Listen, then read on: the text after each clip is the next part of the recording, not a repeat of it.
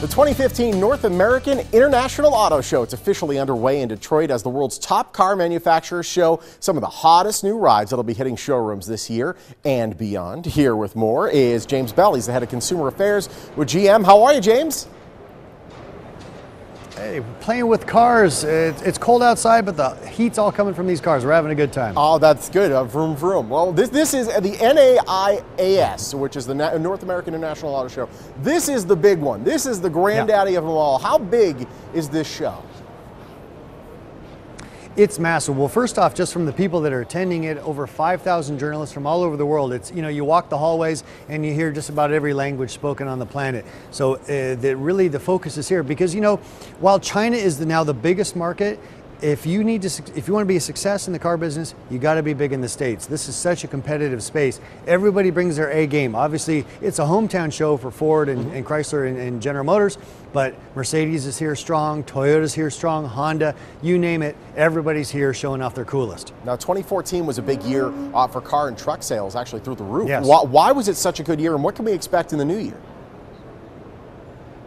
Well, I think it was such a big year because there's still a fair amount of pent-up demand. People maybe, you know, getting their household finances in order before they go shopping again. They're feeling more confident in the economy. They're back in, and then they're overwhelmed by what they find. The technology, the connectivity. I mean, GM vehicles now have built-in Wi-Fi. Yeah. The fuel efficiency. You know, we've seen some great numbers in trucks and SUVs. Some people need them for their work or the size of their families or pulling a trailer or whatever. And thanks to aerodynamics and new technologies, even vehicles that you don't expect are delivering great fuel efficiency. Now, some big announcements made so far today. What's debuted that should contribute big sales numbers in the next few years?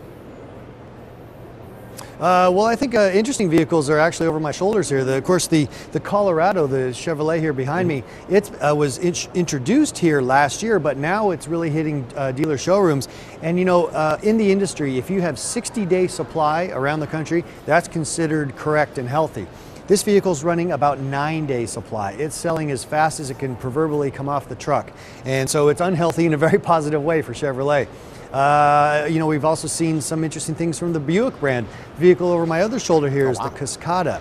This is really kind of designed to shake up what people's perceptions are of Buick. You've already seen the television commercials that do a great job of that.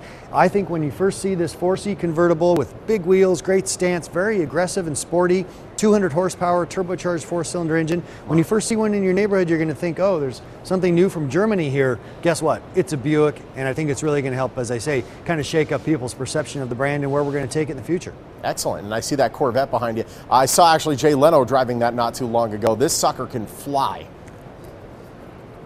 That is, yeah, that's the standard Stingray there, but you know, we've got the new Z06 version, which I was pleased to be driving out in Las Vegas last week. It's amazing. 0 to 60 in 2.9 seconds, which is faster than the time it takes me to say the sentence. It's unbelievably quick. And more importantly, the braking. If you got that kind of acceleration, you have to have control. It will do 60 to 0 in less than 100 feet, which is, you know, Porsche, Ferrari, Lamborghini territory. Wow. And get this, from 25 to 0, it'll stop quicker than the length of the actual car. Wow. So it's just a fantastic car. It's mega car territory and performance, but at a quarter of the price. It's what Chevrolet's all about. James, you got about 30 seconds left. This is a car near and dear to my heart, the Chevrolet Volt. I've been driving it for 3 years now. I have 40,000 miles, 135 gallons of gas. It's 290 miles per gallon, and a brand new Volt was announced today. Isn't that right? I was just waiting for you to bring this up because I know how much you love your Volt. Yeah, we have the new version. You know, Volt owners, as you've just shown, are very, very happy with their vehicles. But there's a couple things we could maybe do better. So now we've got it 5-passenger instead of 4. We've upped the range from 38 miles on a charge to 50 miles, which is more than enough for most people's daily commutes.